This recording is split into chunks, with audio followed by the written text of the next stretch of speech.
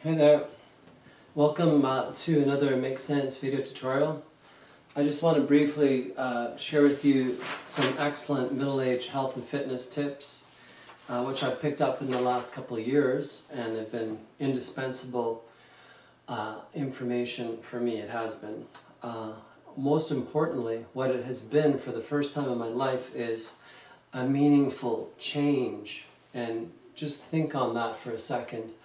It's not some fad or something that you've tried and just discarded after a couple of weeks. It's a meaningful change. I was in the worst health of my life, actually, these last 5 years. A couple of years ago, I was about weighing about 220 pounds. And now I've been stable at about 160 for the last year. And I find it to be very easy, actually, to maintain, because, as I said, it was a meaningful change. So I got three things I want to tell you a bit about: fitness, nutrition, and the spiritual path, which is kind of my guiding principle. Anyways, with regard to fitness, what I did and what I learned is I got into sprinting instead of jogging. Yeah, you know, that's kind of something that we thought for years. You had to do cardio, right? That was really ingrained into our heads. It's important to consider the things that we've been conditioned to believe and to think outside the box. Anyway, so basically for sprinting, instead of jogging for hours outside, you can go outside and just sprint 50 meters 10 times. Seriously, you'll drop pounds much faster than jogging. And not just that, it's a fraction of the time. You'll develop an awesome physique and build some really awesome muscles. Not only that, sprinting is one of the only exercises that actually boosts levels of testosterone, which is something we really need in middle age, right? Those growth hormones for the muscles and all that. So that was a dramatic improvement for me. Sprinting, and instantly I shed, went from 220 to 185 in about 3 months. So that's pretty fast. And what is amazing about that is it built dramatic muscles in my legs, in my entire core. It's a core workout. And following that, it had actually improved my cardio physical ability. Just by sprinting made it possible for me to later be able to jog quite a distance nearly effortlessly. Okay, so that was the first thing. Let's see, what else? The important consideration about sprinting, though, is to start very slow. Just bear in mind that when you start sprinting, you got to warm up really slowly. Start by doing a very slow jog. Next time, go a little bit faster, and then go a little bit faster. Listen to your body, listen to your muscles, and eventually your muscles will get into what I call the flubber mode. Remember the Disney movie Flubber? That's what the muscles are kind of activated. And from that point forward, you pretty much got the green light to run at full speed. But in my case, I was ripping and tearing my muscles a lot, and I would often have to give it a break for a day or two, or just switch to jogging. There's a speed in which you can run, and you don't want to go beyond that if your muscles are damaged. Wait till they're fully healed. Your body will tell you when it's good to go, and then you can go. Okay, so the next thing I did was, after I'd improved my body so much and built up a lot of leg muscles, I got into power yoga. And there's, it's so easy to do this, actually. There are millions of free workouts on the internet, YouTube. So just check out 15-minute, 10-minute, 5-minute, whatever you're ready for, you know. It is an awesome muscle building, just body awareness activity. I can't speak highly enough about it. I suffered 2 dreadful pinched nerves, which really made me rethink my life. And so I strongly recommend, in the video which I've loved to work out the most with is Rodney Yee's total body power yoga workout. So I strongly recommend that. Okay, so with my working out and my fitness comeback, I kind of reached a plateau at about 185 pounds. And that was when I suddenly started to learn about nutrition. And I don't know, I think yoga seemed to already start activating my ability to intuitive abilities, because I suddenly had the urge to eat coconuts, believe it or not. Where did that come from? I don't know, but you can research all about it, and coconuts are incredibly healthy. I kind of like to eat them every day now. Another thing, pumpkin seeds. I actually had a dream. James, eat pumpkin seeds. So I've started eating them quite regularly. It turns out they're very, very healthy as well too. So don't be surprised by these amazing intuitive abilities that might start to spring into life and become activated while you get into this yoga type of path. So anyways, back to nutrition. Some wonderful books that I read.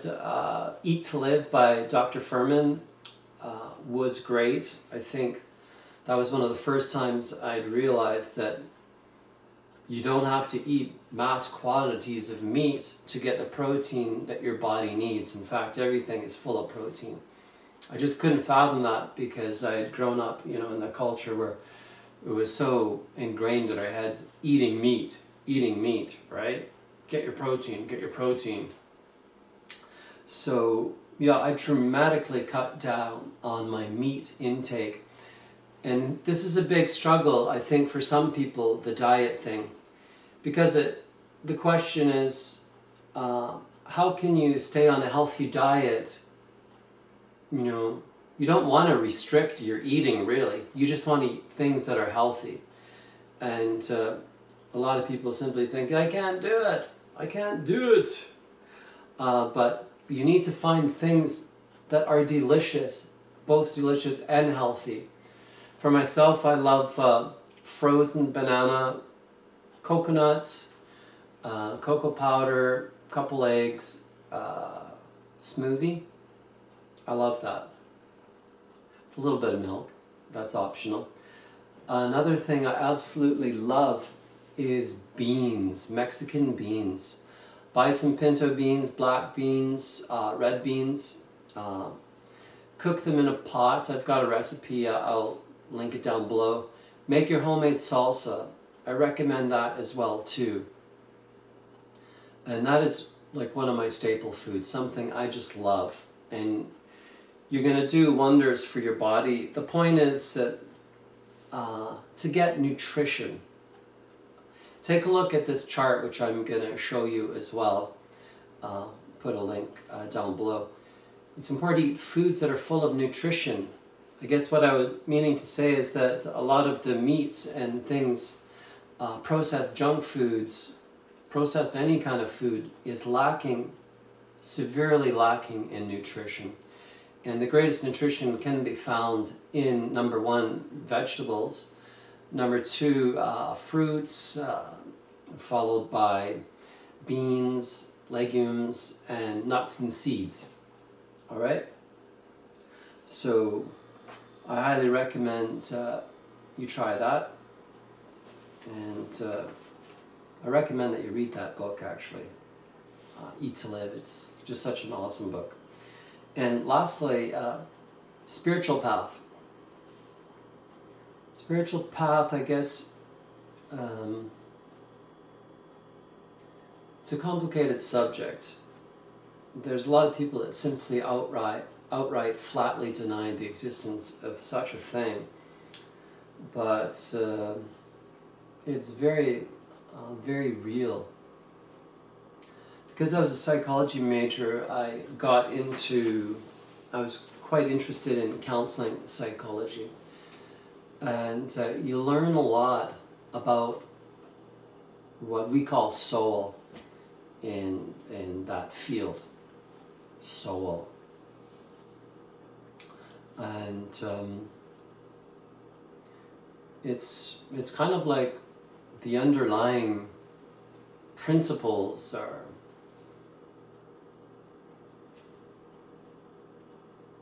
phenomena.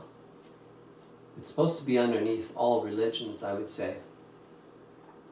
I can best illustrate this to you by telling you a tiny story from my life. While I was at first year university, I went in to see an academic advisor about dropping a class that was hurting my GPA. I would just want to know the options. And when I went in to see her, I sat down, looked up. I remember looking up at her master's degree in counseling psychology certificate on the wall. Told her about wanting to drop this class, and she said, "Oh, you look like you're a little bit anxious about something. Do you want to talk about anything?" And something incredible happened. I looked at her, and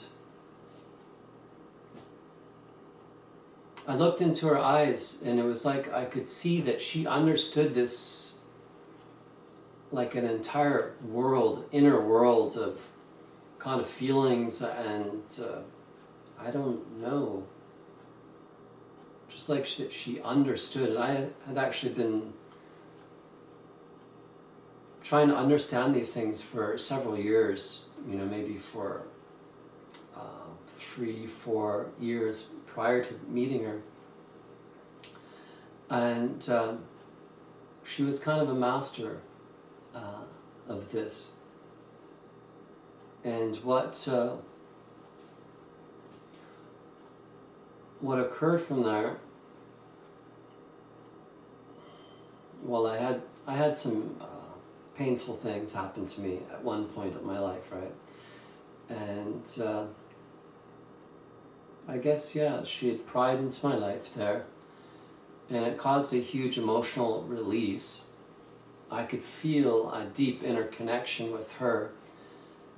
A lot of emotion came out, as it commonly does. And it felt as though some inner kind of vault chamber had opened up. And I kid you not, it felt like some kind of light came bursting out. So that for me is one of the most beautiful things that I've ever experienced. Anyways, yeah, after getting it all out, so to speak, your troubles, your issues that you dealt with in your life, as we commonly do when we're talking to a counselor,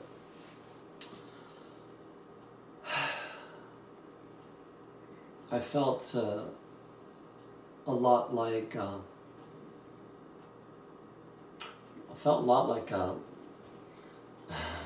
little baby eagle or something. Like a baby eagle had hatched out of an egg and was sitting there in the sunshine of her office, drying its little wings. And I distinctly remember the feeling of being able to see so clearly and so far. It's pretty profound. Anyways, that was the beginning, you see. She was a wise mentor for me. And she activated something for me. What do you call it? Soul awakening, okay? And of course you might think, even I would thought to myself, was this real? Did something happen there? It's hard to believe. But yet, anytime I spoke of this story and experience with other kind of people who were interested and also trying to learn on the subject matter, I began to feel a vibrating energy in the solar plexus area.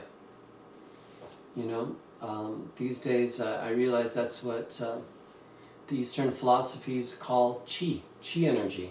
In Korea they call it gi. Many of us simply call it the good energy. But I feel it right now, actually, just to speak of it.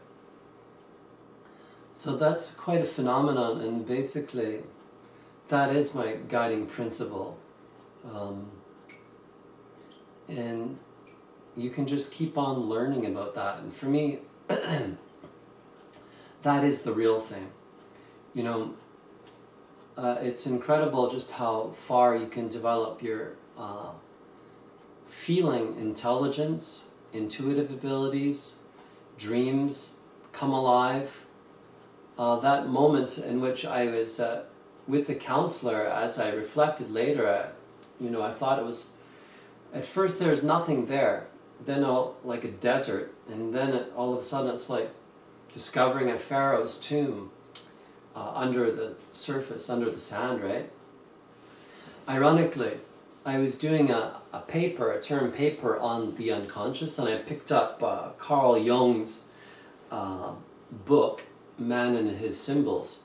And there I was on chapter 1, Approaching the Unconscious, the entrance to King Ramses III's tomb. So that's really profound and amazing. Consider the ground, what's below the ground, the unconscious. Below the surface of the water. What's above the surface is easy to see, but through these counseling procedures, you can bury the treasure underneath the surface. And creativity, of course, is connected to that sort of thing as well too. So yeah, it is like the discovery of another dimension, inner dimensions, which can have a profoundly good influence on your life, growth, fitness, health, you name it. There's so much more I want to tell you about that, but anyways, I don't even know where to stop. I didn't really focus quite as well as I wanted to. There's so many things I wanted to say. Anyways, I hope that's good enough for right now, and feel free to ask questions. I love to talk about the subject. It's kind of my favorite subject. Listen to this. It's my strongest feeling that reality and human potential is about 1,000,000 times more amazing than people realize, or than what has been spoon-fed to us to undervalue the meaning of life and the potential. The actual potential, I'm saying, is very brilliant and so incredible and mind-boggling. So that's one of the reasons why I maintain my exercise, fitness, and spiritual growth program, because I have that goal in sight, the idea that this hypothesis that life and meaning of life is so much more powerful and profound than we realize, and you need to focus and imagine that, and that will draw you forward into your highest self, I believe. Anyways, so that's pretty good for now. Adios.